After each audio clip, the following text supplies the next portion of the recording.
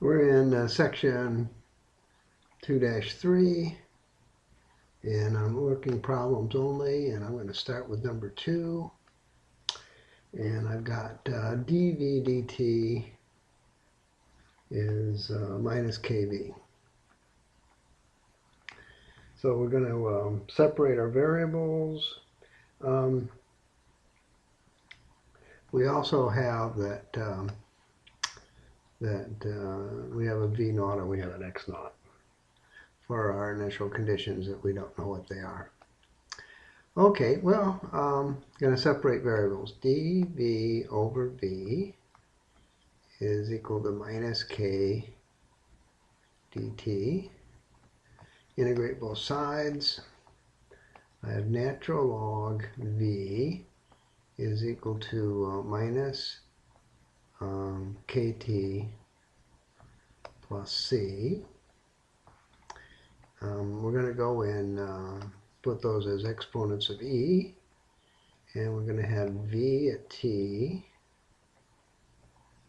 is going to equal c e to the minus kt,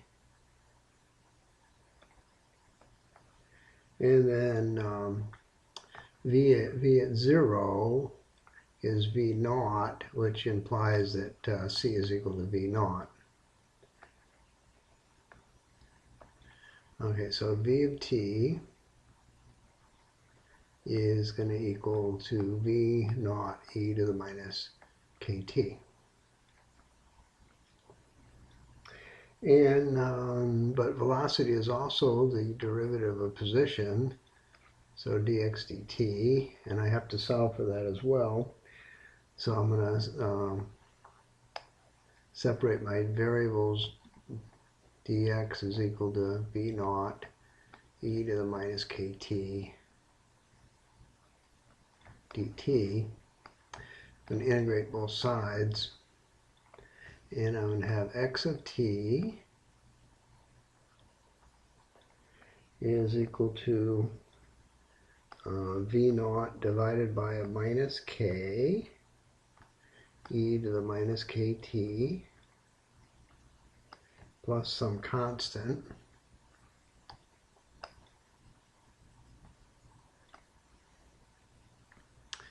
And so we're going to solve for the constant. And so x of 0, which we're going to call x naught, is going to equal v 0 over minus k plus c, which implies that my constant c is going to be equal to v naught over k plus x naught. And now we've got that x of t is equal to x naught plus v naught over k 1 minus e to the minus kt.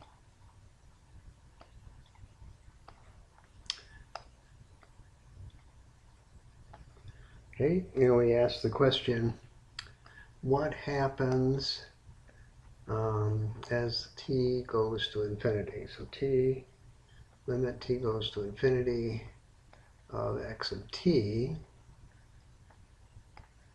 is going to be what? Well, this is going to get extremely small, and I'm going to have x naught plus v naught over k.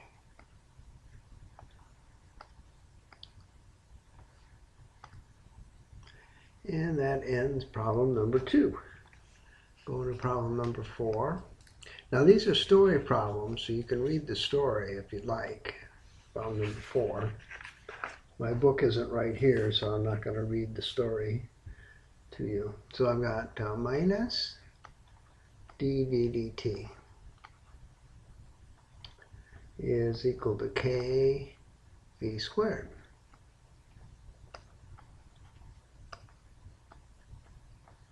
I also have that v naught is equal to v at 0 is v naught, and x prime is equal to v, and x naught, x0 of 0 is going to be x naught. So those are just things that are sitting over there to be used when it becomes time. So we're going to go and do minus dv over v squared. We're going to separate variables. Is equal to k dt. Now, why would I want to keep the minus on this side for anyway? Well, because when I do that integral that I'm going to do next, I have v to the minus 1. That's my answer with a minus sign in front, and that's going to get rid of that minus sign. So that's why I'm doing that. So I'm going to go like that, integrate both sides, and I'm going to get 1 over v is equal to kt plus some constant c. And I asked myself, well, what is the constant c going to be? Well, the constant c is going to end up being 1 over v naught. Because when I have v naught sitting there, I have 0 sitting here, because t is 0 and c is equal to 1 over v naught. Okay, that being the case, I can write v of t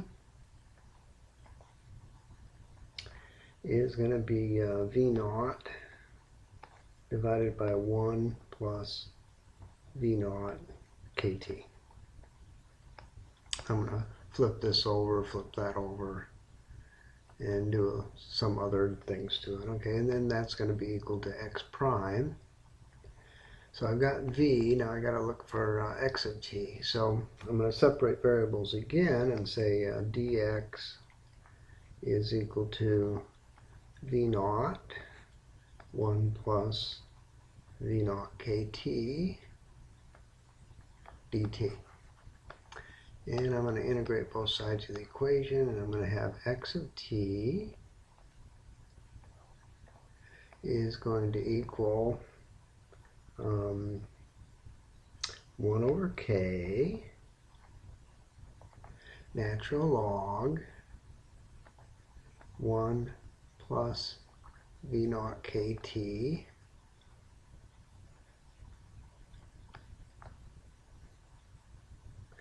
plus some constant c, and then at x of 0, that becomes a 0. The natural log of 1 is 0, so c is going to be equal to x0. And my final answer, not really final answer, but one of my final answers, x of t is going to be 1 over k natural log 1 plus v naught kt plus x0. And we'll try to clean that up just a little bit. All right, looking better.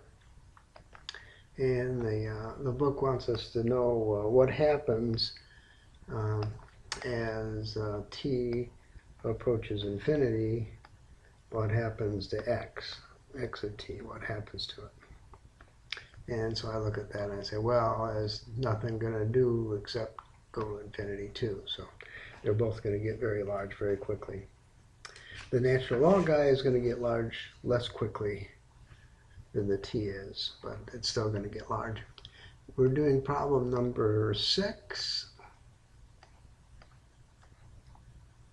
We have dv dt is equal to minus k v to the 3/2. We have v naught is v at 0 is going to be v naught. X prime is v, and x at 0 is going to be 0. X naught. Okay, all those things are true. We're going to go and separate our variables, and we're going to have minus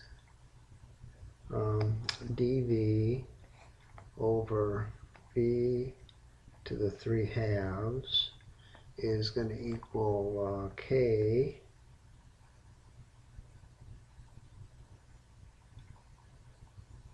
dt.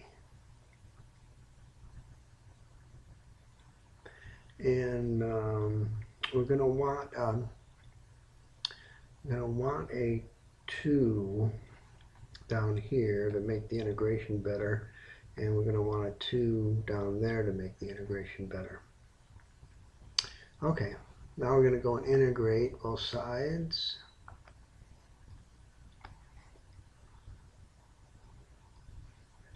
Okay, and I'm going to get 1 over the square root of v is equal to kt over 2 plus c. Now, at 0, this guy goes away, so c is going to be 1 over the square root of v naught. Okay, so we can rewrite this guy and say, well, v of t is going to equal 4 v naught divided by 2 plus kt square root of v naught quantity squared.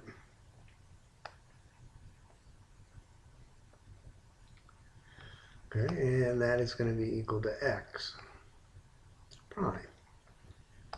Isn't that lovely? So now we're going to separate variables again, but they're already separated, so we're going to have that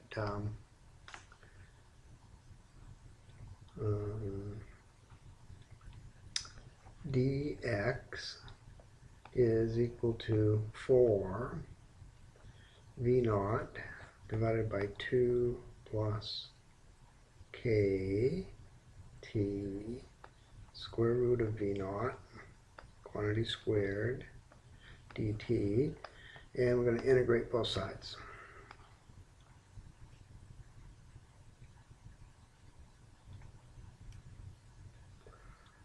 And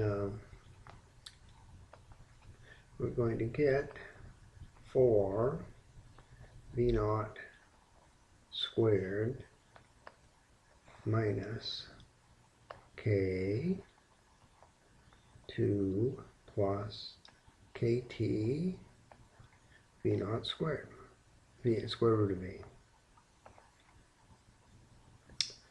plus some constant c.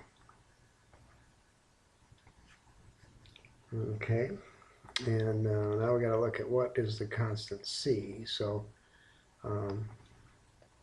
x of 0 is equal to x naught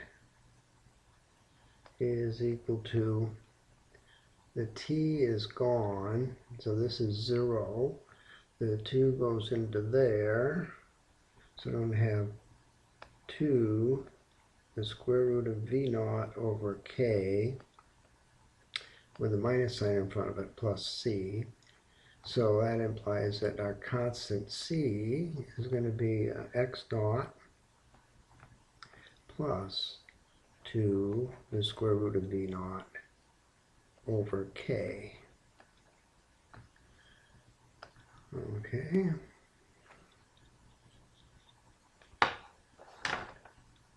I'm changing glasses so I can see better. Okay, so I got my glasses right. So now we know that x of t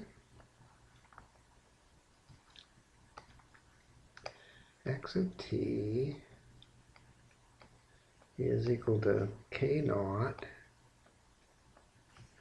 plus 2 square root of v naught over k 1 minus 2 divided by 2 plus k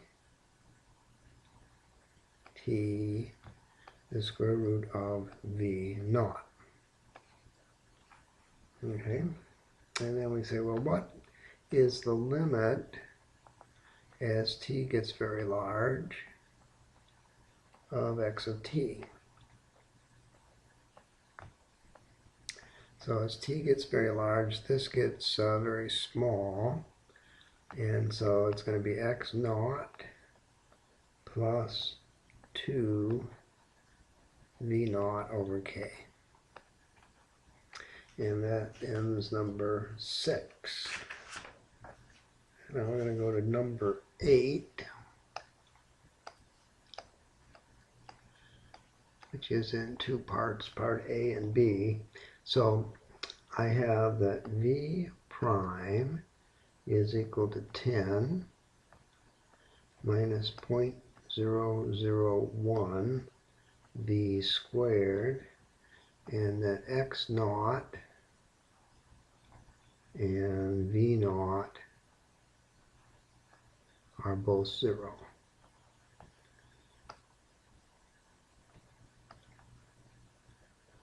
Okay. So for part A, I'm going to have 0.01 dv divided by 1 minus 0.0001 v squared is equal to dt over 10. I'm going to integrate both sides. So is there any sleight of hand there? I multiply both sides by 10. That moves over, this moves over, that moves over. So it looks right, okay. Now this is the sleight of hand. What is that integral? And we're going to look in the back of the book for a moment.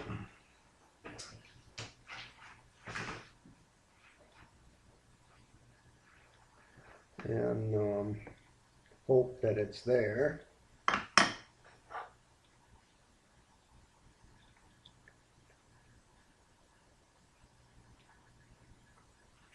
And I don't see it in our integration tables in the back of the book. So I'm going to look in the front of the book. And it's not in the integration tables in the front of the book either. Isn't that lovely? Thank you, author, for giving us that particular integral. Okay. But I have it on good authority that this integral is going to be the hyperbolic tangent hyperbolic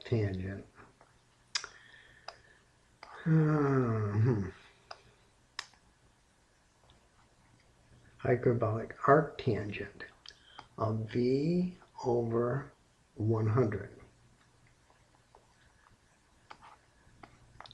is going to equal t over 10 plus c.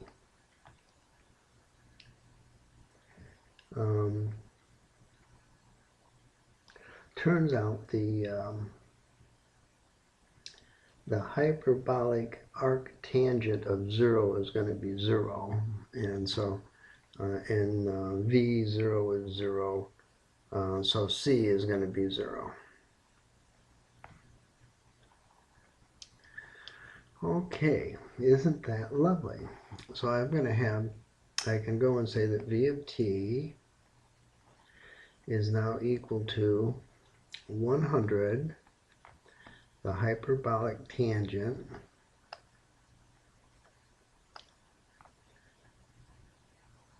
and when was the last time we had an answer with the hyperbolic tangent in it? I don't know. T over 10. Okay, and we're going to look at the limit as t goes to infinity of v of t. And we're going to see that that's going to be limit t goes to infinity.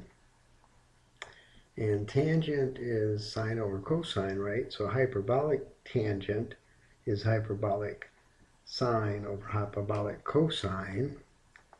100 e to the t over 10 minus e to the minus t over 10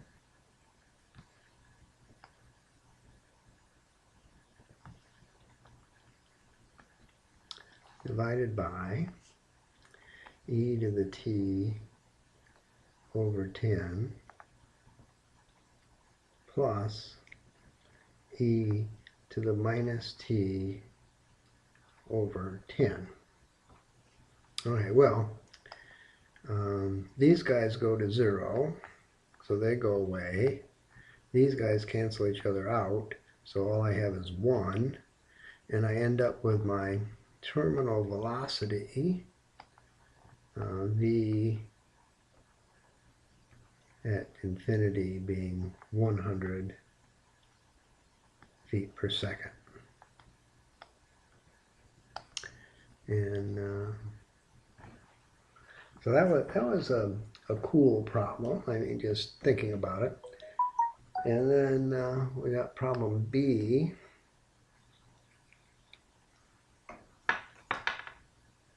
The B part of the problem. We have x of t is going to equal the integral of v of t dt, which is the integral of 100 hyperbolic tangent of t over 10 dt. And if we find the right integration table, we would see that that's going to be 1,000 natural log of hyperbolic cosine t over 10. And we want to know when we're 90% of the limiting velocity,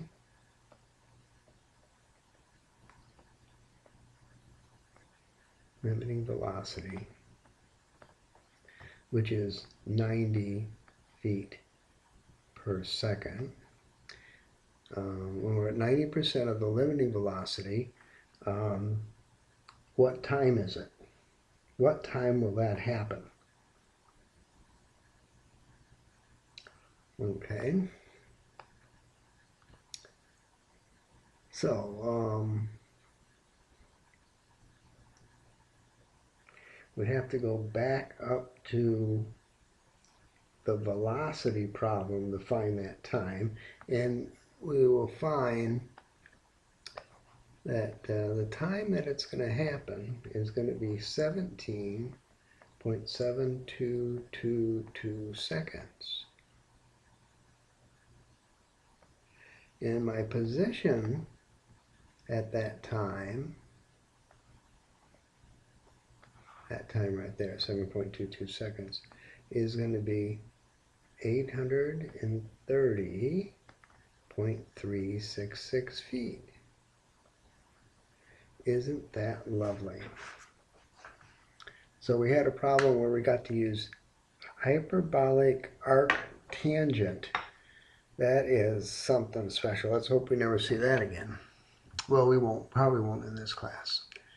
Okay, well that ends our problems we're doing in section 2-3.